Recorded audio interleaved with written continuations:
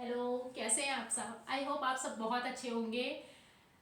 तो सबसे पहले तो मैं बात करना चाहूँगी कुछ आपसे, उसके बाद आज की क्लास स्टार्ट करेंगे। देखिए, बहुत दिनों से कुछ थोड़ा सा लंबा गैप हो गया वीडियो डालने में, क्लास डालने में, तो इसके लिए क्षमा चाहूँगी। और आज हम स्टार्ट करेंगे। हमने पहले की वीडियो में पढ़ा है प्रधानमंत्री के विषय में, और आज हम स्टार्ट करेंगे भारत के महान्यायवादी के विषय में पढ़ेंगे और जानेंगे। अगर आपको ये वीडियो पसंद आएगी, ये क्लास पसंद आएगी, यूजफुल लगेगी, तो प्लीज आप इस टॉपिक से रिलेटेड कमेंट कर सकते हैं और लाइक शेयर और सब्सक्राइब कर सकते हैं। तो चलिए स्टार्ट करते हैं आज की क्लास। भारत के महान्यायवादी के विषय में कुछ बातें करते हैं, चर्चा करते हैं।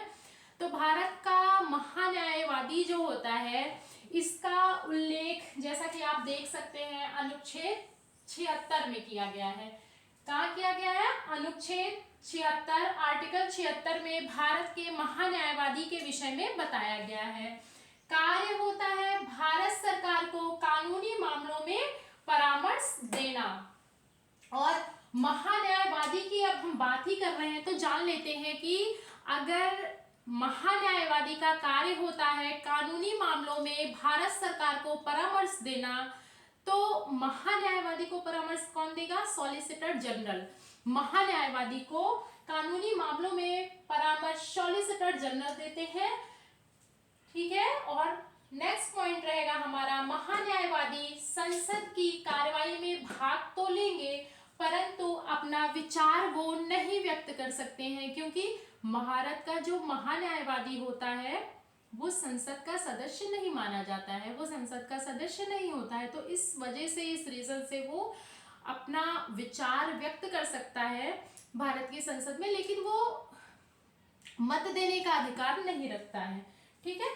अब नेक्स्ट पॉइंट आता है हमारा, एग्जाम में क्वेश्चन पूछे जाते हैं कि भारत के महान्यायवादी की नियुक्ति होती है या फिर निर्वाचन होता है। तो भारत के महान्यायवादी की नियुक्ति की जाती है और उनकी नियुक्ति राष्ट्रपति महोदय करते हैं। भारत के महान्यायवादी की नियुक्ति राष्ट्रपति करते हैं। आइए बात कर लेते हैं नेक्स्ट पॉइंट की।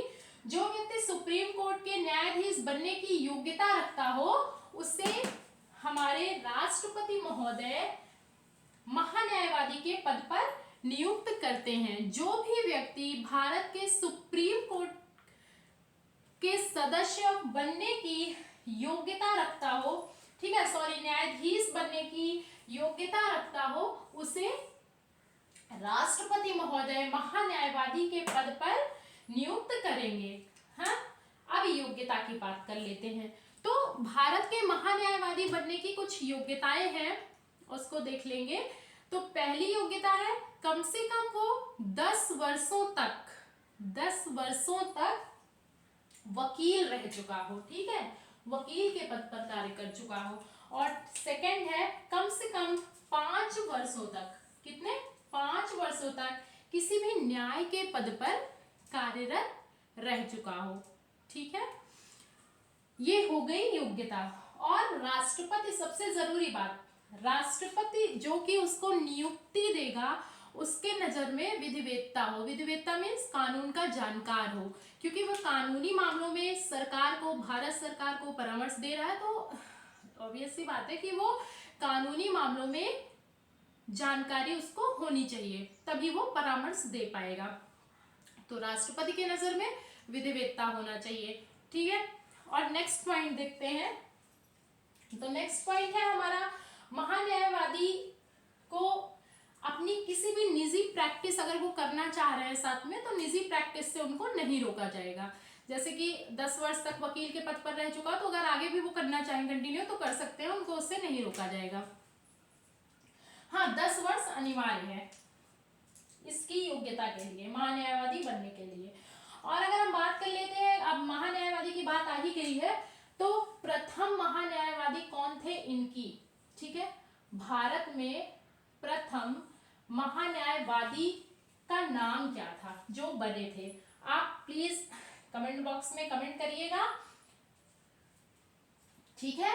और इनके विषय में मैं आपको नेक्स्ट वीडियो में बता दूंगी, क्योंकि मैं आपके कमेंट्स देखना चाहती हूँ। अच्छा चलिए मैं आपको उनका नाम बता देती हूँ, ठीक है।